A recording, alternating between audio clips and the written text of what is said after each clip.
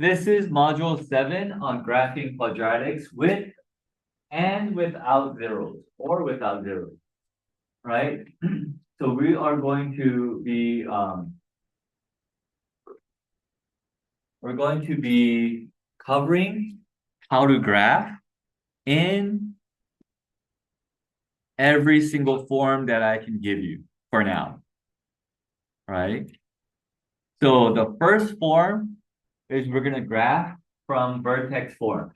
So remember, vertex form is f of x, which equals y.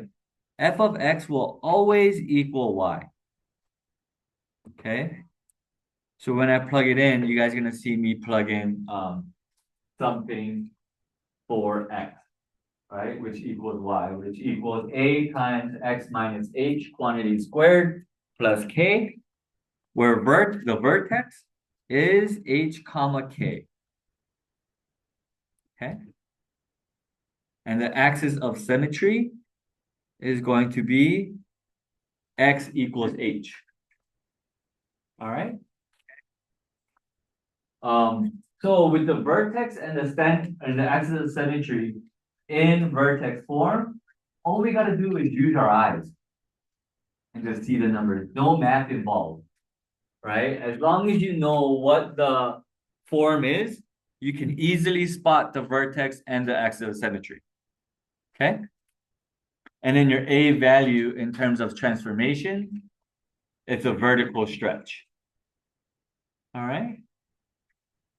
So if this is the case in vertex form, right? How we're gonna graph it is we're gonna just use transformations. Okay? We're gonna use transformations to figure out how this looks. So I have for you an example. Okay, y equals -2 x minus 3 quantity squared plus 1. So here, just using our eyes, we know that our vertex is going to be 3, comma 1, right? And the axis of symmetry is going to be x is equal to 3. Yeah, we already know that. Okay? We're not going to use that to graph, but we already know that. Okay, so then when you do graph it, you can use these two pieces of information to check your work. All right?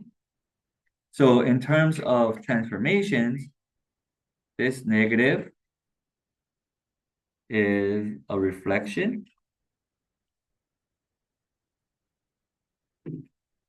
over your x-axis.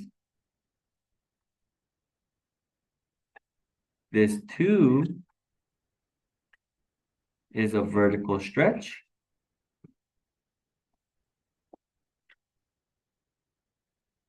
BAFO, remember BAFO is by a factor of 2. This 3 is going to shift right 3. And then the 1 is going to be a shift up 1, right? So we have that, right, as our transformations. So when we graph it, remember when we're using transformations and we're graphing, we have to start with our parent function. Our parent function here is y is equal to x squared, and our parent points are going to be x and y, -2, -1, 0, 1, 2. -2 squared is 4, -1 squared is 1, 0 squared is 0, 1 squared is 1, 2 squared is 4, right? So then first, I'm going to graph that. So 0, 0, 1, 1, 2, 4, -1, 1, and -2, 4.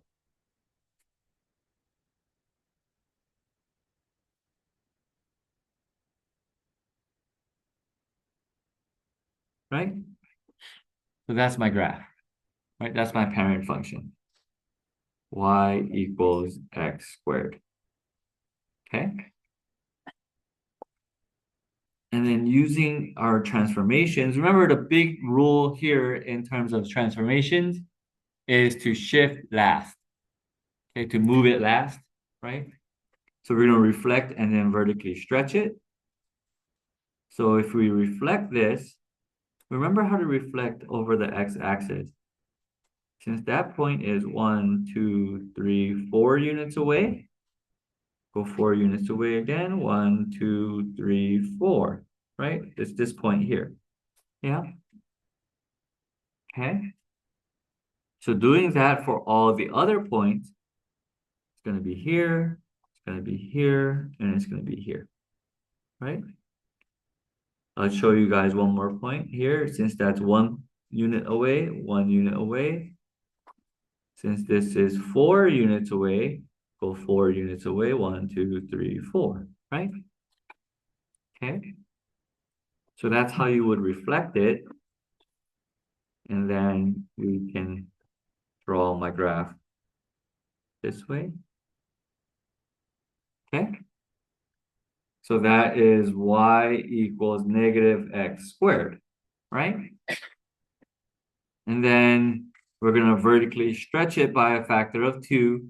If we vertically stretch something, that means that my y value is multiplied by 2, right? Yeah, so since if I multiply 4 by 2, it's going to be 8. And off of my graph paper, I'm going to just skip that point, those 2 points, and then move to 1. 1 times 2 is 2. So it becomes here, and it becomes here with this point the same. And then with these 3 points, just draw all out your parabola. This is y equals negative 2x squared, right? Okay. And then in red, it was a shift of 3 to the right. So we're going to move each point over to the right 3. Okay. So 1, 2, 3, that's my new vertex. 1, 2, 3, and 1, 2, 3. Right? So this parabola is y is equal to negative 2 times x minus 3 quantity squared. And then move it up 1, up 1, up 1, up 1. This parabola is our final parabola of y equals negative 2x minus 3 quantity squared plus 1. Okay. Okay, so your green graph here is the final graph. All right. Okay, so that is graphing in vertex form. Okay, it's just going to use transformations. And if you want to check and see, you know that from your vertex, the vertical line that contains your vertex is the axis of symmetry. Yeah. Which is equal to x is equal to 1, 2, 3. And your vertex point, you can label that point as well, just to check your work. 3, 1. Yeah, and if you look up at your beginning steps, 3, 1, and your axis of symmetry is x equals 3. Okay? So you got the same axis of symmetry and the same vertex. Okay? All right. So that's the case in vertex form. The next one is graphing in standard form. And remember, standard form is f of x is equal to y. Again, there's that f of x is equal to y thing again, right? which equals ax squared plus bx plus c. And then your axis of symmetry is going to be x is equal to negative b over 2a. And then your vertex, notice that your vertex and your axis of symmetry, the x coordinate of your vertex and your axis of symmetry is the same number. Okay, so your vertex is negative b over 2a, comma, f of negative b over 2a, right? So we're going to plug that in to our function. Okay. So the steps to this, right? The first step is to find your axis of symmetry using negative b over 2a, right? You're going to use x is equal to negative b over 2a. You're going to figure that out first, right? And then with that, step 2, you're going to find the vertex by plugging in negative b over 2a back into our function, right? And then step 3 is to plot it on your graph, what you have, your vertex and your axis of symmetry. And then from that point on, you got your vertex, you got your axis of symmetry, right? We need to find other points, right, around it to make that smooth curve. So their first place you look for another point is your y-intercept. And I have it highlighted there if the value is appropriate, okay? So if your y-intercept is like negative 100, I know we had a problem which it was like negative 147, right? Some ridiculously big or some ridiculously small number like that, do not graph it. Yeah, I won't expect you to graph 0, comma, negative 147. Yeah, that's just too big. So if it's appropriate, go ahead and find it and plot it. If not, then step 5, you're going to find and plot 1 or 2 points on the same side of the axis of symmetry. Okay, so if it's not appropriate, you're going to find 2 points.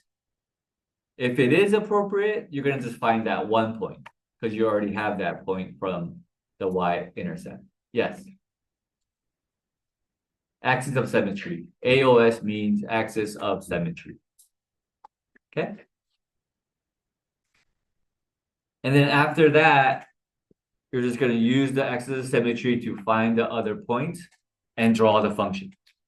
Okay, those are the steps to graphing a quadratic in standard form. So this is the example I have for you today. Okay, and we're gonna graph this, which is in standard form. Remember, y does equal f of x, which equals x squared minus 6x minus 5. Okay. So before we even look at the graph, right, we have to first find my axis of symmetry, which is x is equal to negative b over 2a. So my a value here is 1. My b value here is negative 6. My c value here is negative 5. So if you plug in a and b into negative b over 2a, that's going to be negative 6 over 2 times 1, right? Yeah, just plugging it in. That's going to be positive 6 over 2, which equals 3. Yeah, so your axis of symmetry is x is equal to 3. Right? Now, my second step will be to find the vertex. Since I already found my axis of symmetry, I know that's going to be 3 comma blank, right? 3 comma something. Yeah. To find the y value of my vertex, I'm going to plug in 3 into my equation, yeah, which is x squared minus 6x minus 5. So those are 3's, right? Plug that number in, okay? So what we have here is 9 minus 18 minus 5. 9 minus 18 is negative 9. Minus 5 is negative 14. So my vertex point is 3 comma negative 14, right? Okay. So we got our axis of symmetry, we got our vertex, correct? Get those two things and graph it. So if I graph the vertex at 3 comma negative 14, since negative 14 is such a big number, I'm gonna make each box equal 2 units. Okay. Each space equal to 2 units. So positive 3 comma 14, negative 14 is 2, 4, 6, 8, 10, 12, 13, 14 right here. Yeah. And I know that my axis of symmetry is going to be along that line. Yeah, somewhere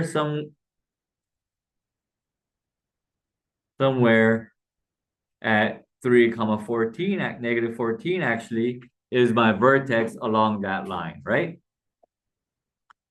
That's always going to work out. There's always going to be your vertex on your axis of symmetry. Okay. Now, if you look at the function itself, y is equal to x squared minus 6x minus 5, we can figure out our fourth step, which is our y-intercept. To make my y-intercept,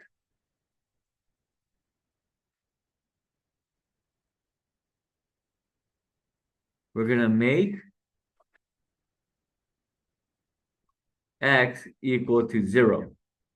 So essentially, we're going to get f of 0. So we're going to do the same thing, right? Minus 6 times 0 minus 5. 0, 0, 0. 0 squared is 0. Minus 0 minus 5. So your your y-intercept is negative 5. Okay, f of 0 is negative 5. So your point is 0 comma negative 5, right? If you can do that math in your head, go right ahead. Yeah, it's always going to be your C value anyway. All right. So plot that point, 0 comma negative 5. 0 comma negative 5 is, oh, that should be a negative 2, huh? 0 comma negative 5 is 2, 4, 5, right in between. Yeah, so we have something like this now, right? Okay, questions? No? My next step, since I found my y-intercept, right, I gotta find one more point along the same side of that axis of symmetry. So we're gonna pick a point in between here. Any point. It could be any point in between there. X is 1, X is 2, X is 3. Oh, not 3, but X is 1 or 2. Right? Since 1 is an easier number to deal with, I'm going to plug in f of 1. Okay? So my fifth step would be to plug in x equals 1 into my formula or into my equation. 1 squared minus 6 times 1 minus 5, right? This is all 1s here. So we have 1 squared is 1, minus 6 minus 5, which is negative 11, negative 10. So f of 1 equals negative 10. Oops. Okay. F of 1 equals negative 10. So you have a point 1 comma negative 10 here. Okay. So with that point, I'm going to graph that point. Or positive 1 comma negative 10 is negative 2, 4, 6, 8, 10. Right here. Yeah. Any questions up to now? So we essentially got one side of my parabola,